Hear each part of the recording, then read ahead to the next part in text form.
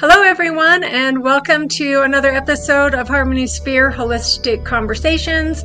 I'm Jay, and this is Allison, my co-host, and we are here to give you a brief introduction, a little bit about us. We had one of our listeners ask or recommend if we wouldn't mind sharing a little bit about our personal journeys, at what ages we started noticing that we had different gifts or talents and abilities, and how those progressed into leading us down this journey where we are now as practitioners of holistic energy healing.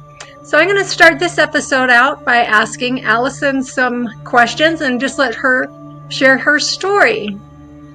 So let's delve into this. So Allison, can you share with our listeners at what age you started to recognize some of your gifts and what those were?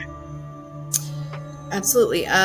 Well, at first, I didn't know I had gifts. I thought I didn't know everyone else wasn't like me. We'll just say it like that.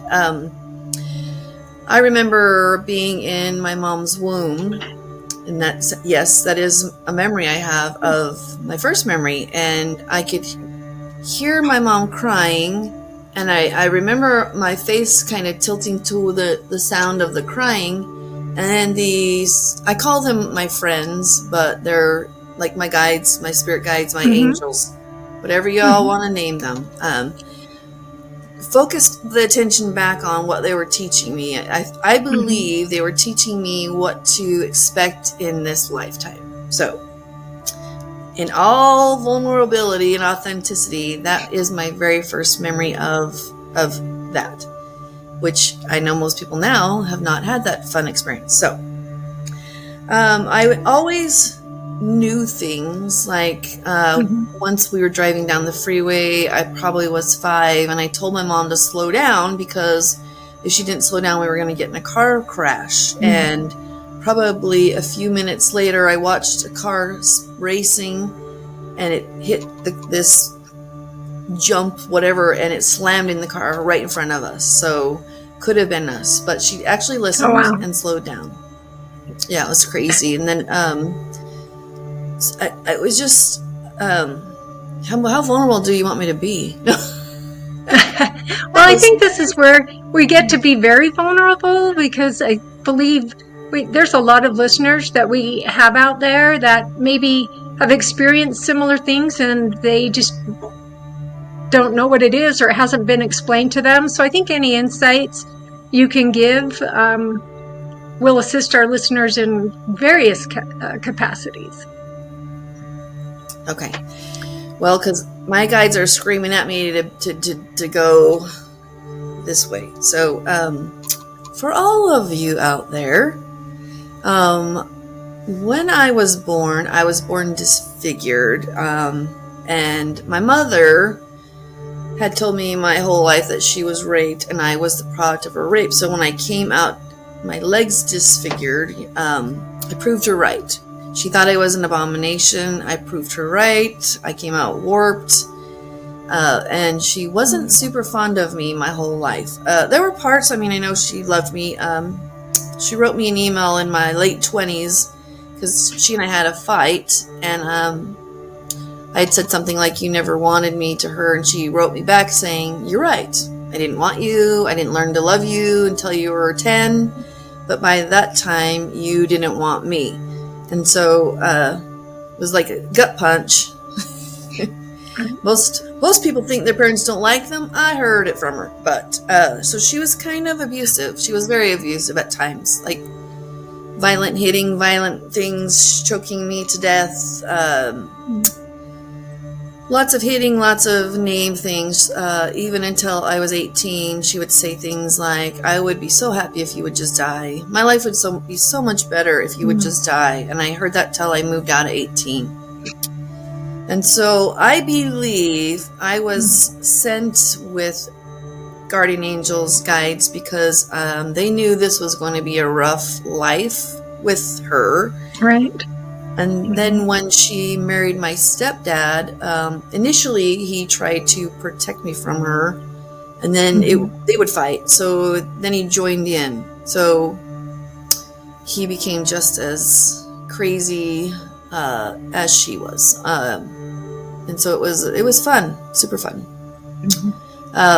But a story when I was probably 3, she was crying and my brother was consoling her. I only have one biological brother, several others. That's another whole podcast. And I went up because as a 3-year-old, not knowing what's going on, I walked up the stairs to see what was happening, and she screamed at me, "Get away," and knocked me down the cement stairs.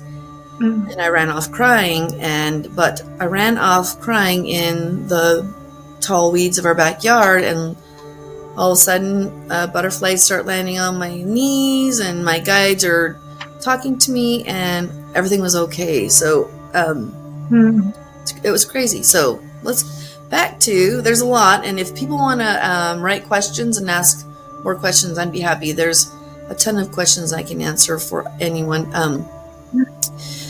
The moment I realized that not everyone was like me was my 6th grade class. The teacher was handing out a test, and I handed it back to her saying, "You already gave us this test." And she said, "No, I didn't." And I said, she handed it back. I handed it back to her. "Yes, you did." And she slams it on the desk. "No, I haven't." And I said, "Well, I'll tell you the answers." And I handed it back to her. And without looking at the paper, I start answering the questions that are not in my hand. And her mouth dropped, and everyone's mouth dropped. And that's when I first felt like a freak. And I ran out of the class. So, do you think that was because it was like a deja vu, like that had happened before, or that it was maybe a different lifetime experience? I mean, what do you think was it that caused you, that you knew you had taken the test and that you could give the answers without even looking at it? It's something as an adult I have learned, and it's something that the listeners can look up. It is called circular time. So it's also like circular time is when deja vu, you were right about that too. You've seen it before. It can either be a dream, or it could be generally, that feeling where I've been here before. I've done this before. Right. And everything is like, if I say this, he's going to say this, Right. It's called circular time. And that is actually something that happens to a lot of us. But I started investigating that. And I noticed that I do it a lot. I did it a lot. I don't do it much now, but I could. It was a good question. Right. Very excellent. That would probably be the first time I knew that I was super different than a lot of people. Not everyone, but just the people around me. Okay. So I know you have a lot of different spiritual gifts that have been allotted to you. So I know one of those, and maybe you can talk about the first time that you maybe started either seeing or hearing spirits or deceased persons from. I mean, at what age did you start to notice those things, or start to maybe see things? I could always talk to, I call them my friends, and no, not the friends that kids often say, but my guides. I could talk to them all the time. And they don't answer like you and I are talking. They answer as a thought or a movie, or if I'm not paying attention to them, they'll put something right up to my face in my dreams. If I'm not listening, whatever I need to be paying attention to gets shoved in my face, because I hate that. I hate that more than life itself. If anyone puts their hand near my face, I want to punch them. And that is because if you have siblings and you do this, they smack your hand, so you punch yourself. Right. For all of you who've had that. That's right. So I didn't necessarily, it's like, I knew if I walked by someone I could always feel if they were sad. I could always feel if they were about to kill themselves. I could always pick up on extreme sadness, and I was often told to go talk to them and reassure them that life, whatever problem is going on in life, is just a blip in time. And that is how I tell clients that we work on, this is a blip in time. You are not the same person you were 5 years ago, 10 years ago, or even a year ago. We are all so different. Like, we'll get to that with you. Like, your journey is quick. And so I always could do that. And occasionally it started out with hearing a dead person when someone would come to near me, and I'm like, oh, do you have it's so awkward. I talk to dead people, but you have a relative. I did it to you when we first started to know each other. Like, do you have someone named so-and-so? Because they're right here talking my ear off. And that's how it started. And I've been told by lots of people that I need to tell people that I talk to dead people. So I don't just necessarily talk to your deceased loved ones. I can talk with spirit guides and just different avenues like that. What advice do you have for a listener that either they're having some of these same abilities, or they're noticing them, or perhaps one of their children, they notice that their children maybe have the ability to see spirit or talk to them? What advice would you give them to help them on that journey? I love that question, Jay. I strongly want all parents to realize that every child born has capabilities. And then we don't believe them and we shame them. And once, as you know, adults, once you're shamed a few times, you don't open your mouth anymore because you feel shamed, idiot, dumb, all those cliche words. So I strongly urge you to talk to your children. Like, I'll tell you a story. There was a customer that came in and she had her 2-year-old with her. And I asked her name was Zoe, and I said, Zoe, do you remember when you were big? And she's like, oh yes, my name was Barbara blah blah blah blah blah blah. And she chat, and the mom was like, they remember if you ask them what heaven's like. If they you can ask them names of their friends, and if you ask for names, write them down. They're so unique. Just write things down. But kids are born awake. If you want to know, they can see your spirit guides. They can see ghosts. They can talk to people, and it's not a joke. They're real. It's not my fake friends. But I strongly encourage every parent to talk to their little ones. Like you've had an instance with your grandkids. Like, could you share a little bit about that? Yeah. We'll deviate from you for a second, but so my oldest granddaughter, she's had abilities to see and talk to spirit since she was about 2.5 years old. She's now almost 15, and she still does have those abilities.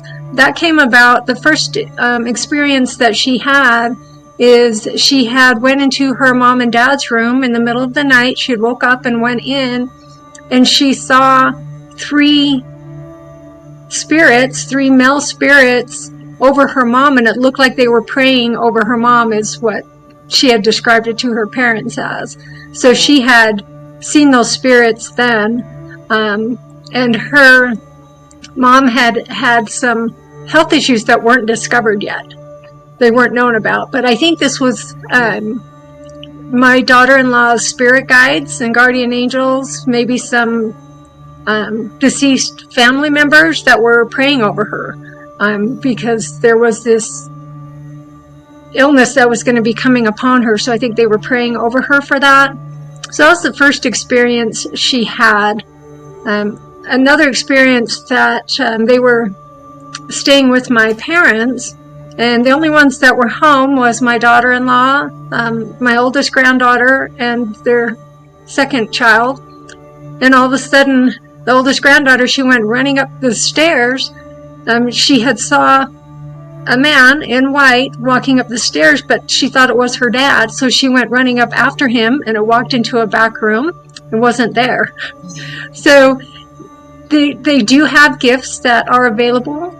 to them in those capacities. And I think it's one that she finally is now starting to be more open about her gifts. Because I think sometimes, Good. especially kids, they might not feel safe in letting other people know, because a lot of people's reactions are going to be, oh, this person's crazy, or there's something wrong with them. And so especially for kids, they're so susceptible to that type of talk and criticism, and it can really shut them down. But I believe now she's finally owning those gifts, which is great, and sharing those gifts with her parents and talking more openly about it. So I think that's an awesome question. So let's get next to you again. So I know you've had several different experiences, and when did you really start focusing and gaining more insight into your mediumship? I would say it all started with my when my friend Diana McIntyre, she invited us over to like a group Reiki, and my kids and I. When I say we, my kids and I, and my kids are also gifted, which we'll talk about them. And I had no idea what Reiki was. I just thought, whatever, okay, sure. And because I had been going to Diana, she was licensing me in hypnotherapy. Okay.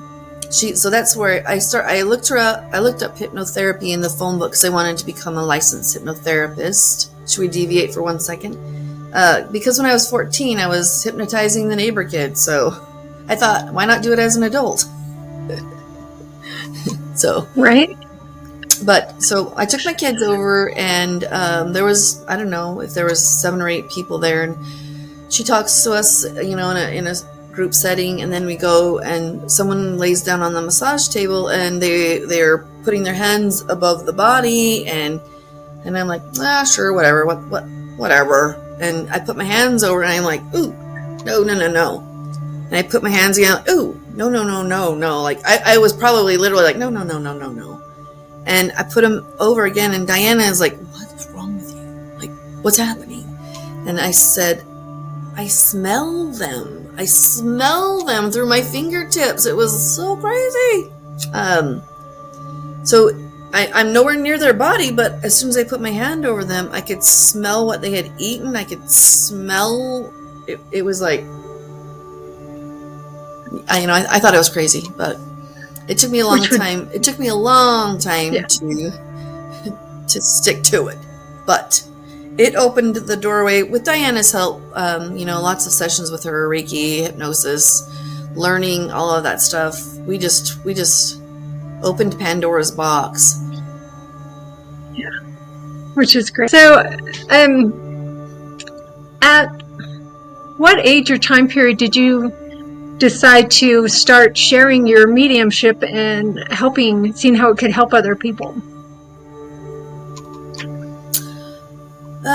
Good question. I don't remember when, and it's for me, it was kind of, again, along with Diana, she would take me ghost busting, and I was going to go to a friend of ours' house because he had a really bad ghost there, and my son at the time, he's like, no, Mom, you can't go. She's a bad ghost. She's really bad. And I said, no, I didn't even believe, let's just say I didn't even whatever. I was like, and he said, let me draw some protection symbols on your hands before you go. And he did. He drew some symbols on my hands, and he was really young. And I went, and this is my very first ghost busting experience. I'm in this living room. There's probably 6 people to get rid of this ghost there. And I'm in the living room by myself, in the middle of the living room, and the light turns on and off, and I'm standing there like, and then the radio goes blasting on and off and on, and everyone comes running in there, and I'm like, I'm not touching anything. And then I kind of left the because it was scaring me, and all of a sudden I could I could see the ghost. With my own eyes, I saw the ghost running around the perimeter of the walls, and she was running right at me. And so I put my hands with those protection symbols up, and I'm like this. Oh, yeah. And she was right here staring at me, and if I had to go to the bathroom, I probably would have had an accident. So scary. Oh, so scary. So for all of you, this is why I'm telling this one, because for all of you who see the scary ghost, find out more. Find out more. So my scary girl ghost, she had been raped and buried alive. Oh, wow. She looked horrible because that's how she died. I got the chills. I'm getting the chills. Sorry. Yeah. Ooh. Yep. And that is how you help them. She just needed help. I'm getting the chills bad. She was buried alive, so she looked scary because crying in dirt and right. So right. And sometimes it's when they have that traumatic experiences and they don't get a chance to clear them through energy work while they're alive, because obviously what happened to her, she wouldn't have had that opportunity. So she just needed somebody else to help bring closure to that for her, or maybe recognize her for who she is or was versus what she might have appeared like when you ran into her. Yep. And so I've learned from that experience, if someone calls me and says, there's a ghost in our house, can you help get rid of it? I'll go with friends usually, because I've never really wanted to go by myself. Two or more are always more powerful than the one, but I will go by myself. I can go by myself.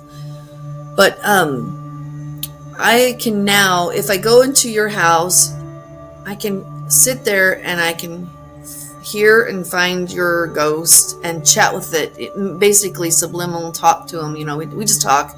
It's not subliminal. That was the wrong word, but telepathically talk to each other. And like I had a little boy who he didn't want to go to heaven because I asked him to go back. Why don't you just go to heaven? And he said his mom was abusive and she was up there and he didn't want to go there. And I'm like, oh, sweetie, your mom's not there. And he was like, really? She's not there? No, sweetie, she's not there. And he goes, poof, gone. So I have found that ghosts stay around because they don't know they're dead, or they don't want to go yet. They're hanging out with their loved one. That's like if your spouse or significant other passes away, they kind of hang out and take care of you for quite some time before. So there's a lot of reasons. Yeah, definitely. What would you say has been a typical reaction when, let's say, you're meeting somebody for the first time or interacting with them, and all of a sudden you get somebody who's trying to give you a message to give to that person? Maybe share what that's like and how you work through that. And it makes me feel like Sybil. No, just kidding. You'll remember this one. I was doing interviews at where we worked once together. Yes. And so this girl comes in for an interview, and instantly I think I said, hi, my name's Allison, how are you doing? And then we're talking, not even about 2 minutes in, not even 2 minutes. I didn't even get 2 minutes, and I just said, did you lose a loved one recently? So here she's coming for an interview, and here I'm the boss, and I'm like, did you lose a dead person? Like, no, a loved one. Right. And I said, well, she just looked at me like, I said, well, your father is here. And she gets teary-eyed, and I said, he wants you to not feel guilty for not making it. And she starts bawling, and she's like, I couldn't go to the funeral. It was in, I'll say Florida. I don't know where it was.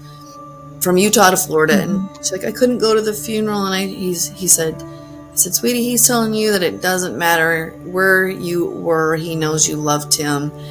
And he's saying, please don't feel guilty. You didn't have to be there. He's not there. when we die, we don't hang out with the dead body. We hang out with our loved ones. And so I'm telling her all of this, and she's bawling. And then I go, okay, you want to start the interview?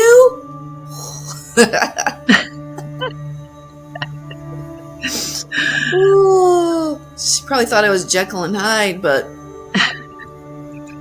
I have learned no matter where I am, if the loved one is loud, I will say what I hear. I am going to say what I hear.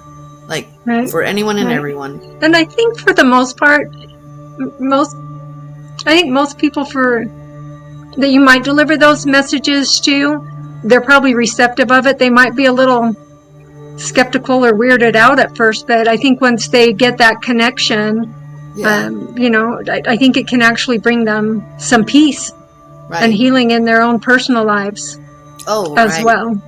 Yep. I had one other instance where, and as a psychic medium or a healer, you always want to know that you're not crazy. I'm just going to say it like that. You always want to know that what we're doing helps. What we're doing is right. So I had one where a customer came in with a death certificate, and she sits down and she said, so-and-so just died. And I go, I know. He's right here and he won't shut up. And she's like, looks at me like I'm crazy. And I said, he wants you to go to his house. And she goes, oh no, I'm not going to his house. No. And I said, if you don't go to his house, someone else will. And he wants you to find a box. It's by the bed. It's by the dresser, by the bed, by the blah, blah. And he just started rambling so fast. I'm like, shut up. And that's how I talk to him. I was like, that's why I said sometimes I feel like Sybil, because I'm talking to you and them.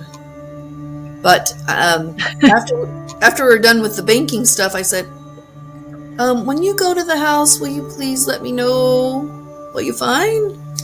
And she called me later that day crying, and she said, I went to his house, and there was a box on the floor by the bed, by the closet, by the bed, like just exactly like he was telling her. And her mother had passed away 5 years earlier, and the box had all of her mother's jewelry in it. Oh yeah. Which I can see why he would want that message. Yeah, he didn't want anyone of his... He wanted her to find it and not other relatives that would have stolen it. Right. Exactly. Soon still. Can't say they would have. Disclaimer. There was a story you once shared with me where you were taking some sort of a class or in a group setting, and they were doing some experiment. I think you know the one I'm talking about, and the instructor was... Would you mind sharing that? Because I think that is something that our listeners would also find intriguing.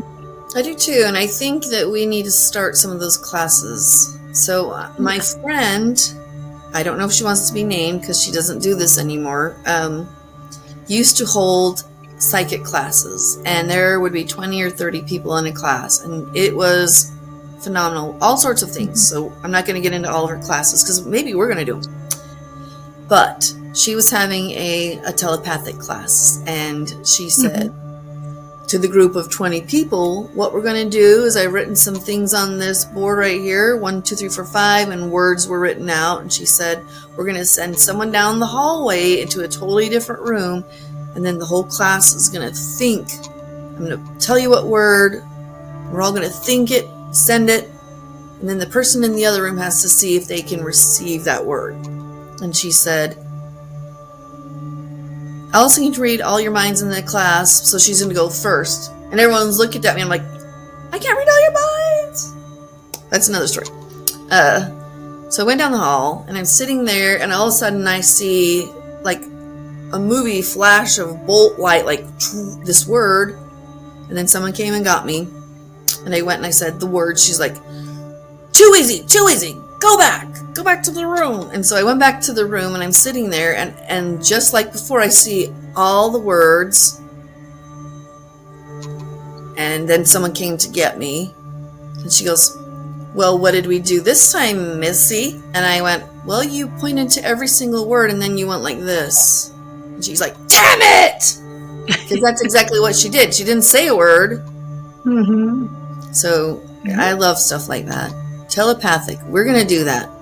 I used to try and practice with my friend Emily. We would think of a color and a shape, and then send a text. I'm thinking of a color and shape, and then see if we could hear each other.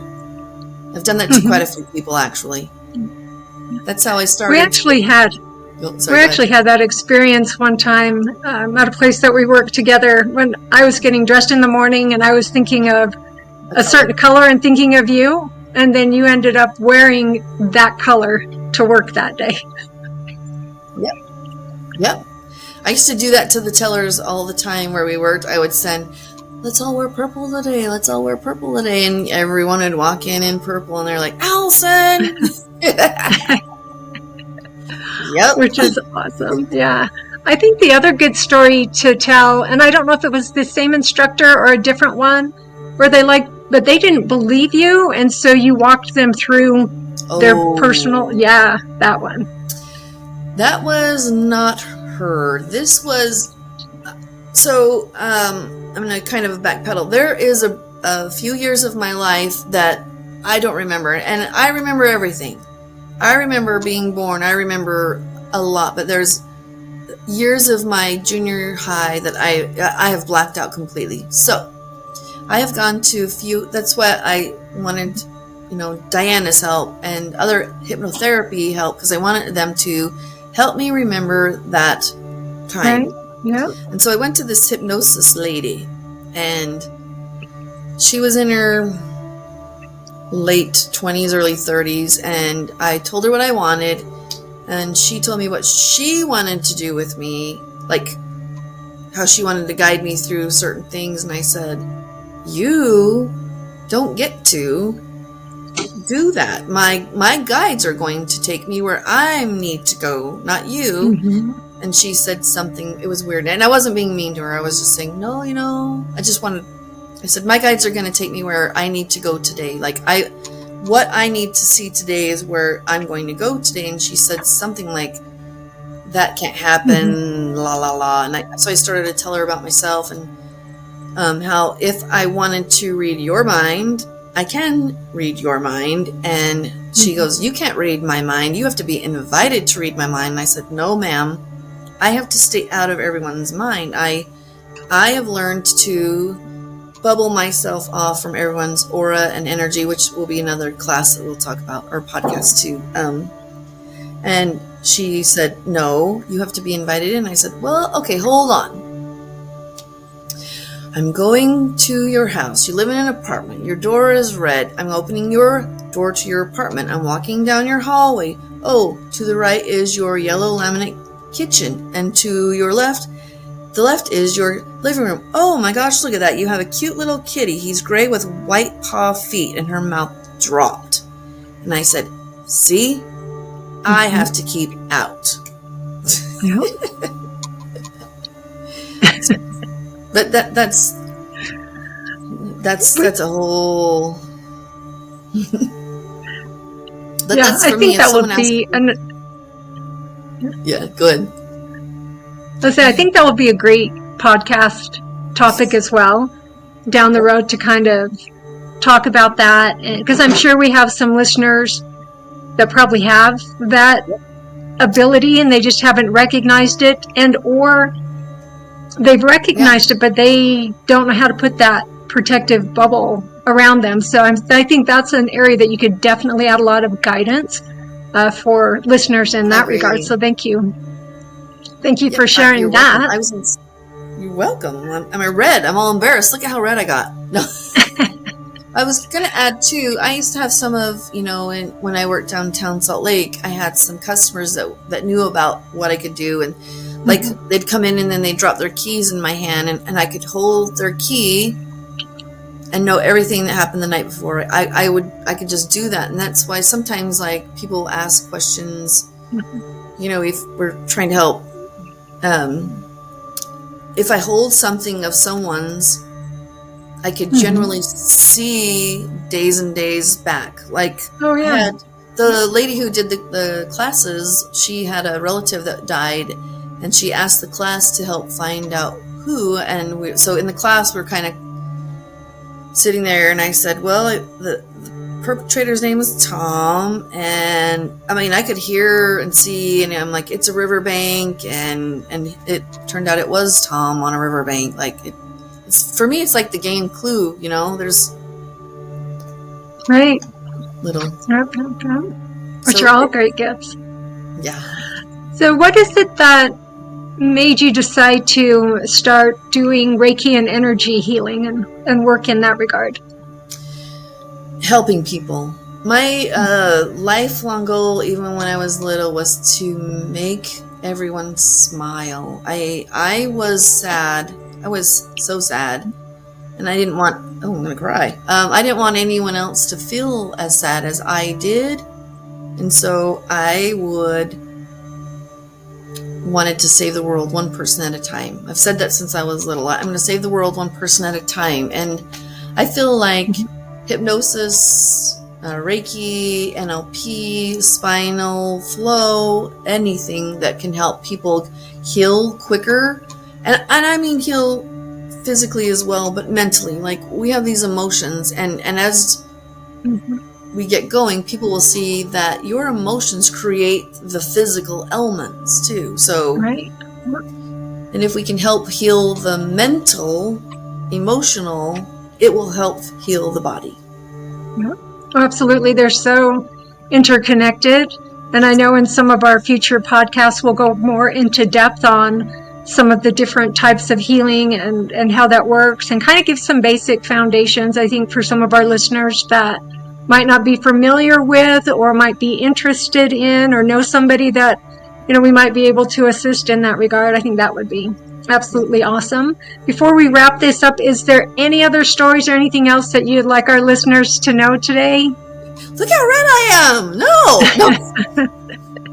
No, I have a lot of stories. I have a lot of, I mean, even down to, I do want to say something. My guide just reminded me, even though my mother hit me, my father hit me,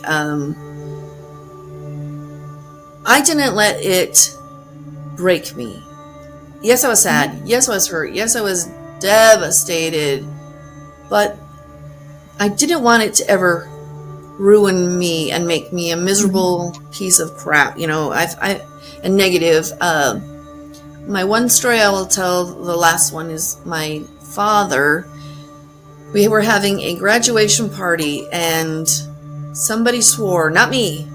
I did not swear, but they did, and he screamed my name, and when I went up there, he started to beat the crap out of me.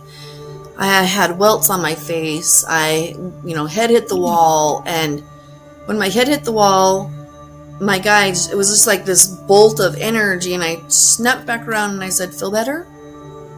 Do you feel better knowing that you beat up a little girl? Do you feel you beat up 100-pound little girl? I hope you're real proud of yourself." And as an adult, I'm like, "You could have killed me that day." But I said, "You're never touching me again." And I left, because it's like, if you're being abused or in that state, just know it's a blip in time. It's a blip in time. Blip in time. So for some reason, I had got to share that and go really red again. I actually appreciate that you did share that, because I do know of people who are either currently in abusive relationships, or they have been in abusive relationships and breaking out of it. And I think a lot of them tend to take that blame on themselves, like it was my fault, or it was something that I did. And I'm just going to share a quick story with, so I've been taking a course on, continuing to develop my psychic mediumship, and there's so we have our class, and then we break out into individual rooms, and we do some intuition work or mediumship, or different types of experiments we're doing to help hone in our skills. And with this one particular gal, I picked up a few things with her. Then it was interesting the next day, because we were only maybe 5 minutes, Zoom FaceTiming each other that way. The next day she was really on my mind. And so I texted her and just said, "Hey, I've been thinking about you a lot today. Are you okay?" And she indicated that, she was having a little bit of a tough day and was trying to do some cord cutting or different things from, trying to help take some of those negative emotions and thoughts from her. And so I asked if I could do some distance Reiki healing with her. And she said, yes, that would be great. She asked if there's anything she needed to be doing. And I said, no, just go on with your day and I'll do that.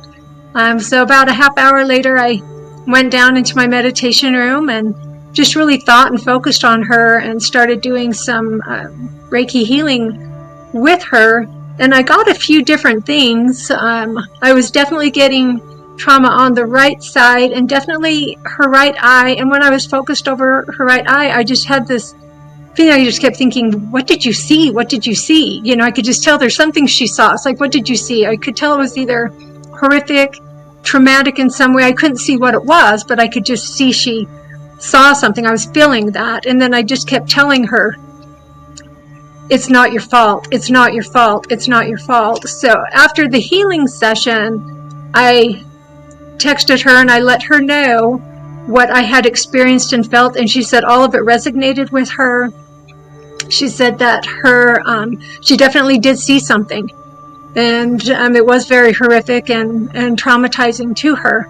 And then it was probably a few days later that she posted in our group, and she posted a picture of herself and it showed, right side compared to left side. And she's like, do you guys see the difference of how my left side of my face looks than my right? And she shared that her ex-husband used to beat her and on the left side. And that would explain why I was picking up that she was seeing something from the right. There was something she was seeing. I couldn't tell what it was, but she said, thank you, because it even resonated with her when I had shared that I kept saying, it's not your fault, not your fault. And then a few days later, she posted something about it is never your fault. So I appreciate you sharing that, because a lot of people might think, I caused this, I created this. Yeah. Absolutely. Yeah, any last words of wisdom? I love that part that you shared, Jay, because I was also in a crappy verbal abusive ex relationship, and he had me believing that it was my fault. So it's never it's the crazy maker's fault. Right. No, I wanted to say that we're going to interview Jay we're going to interview Jay next time.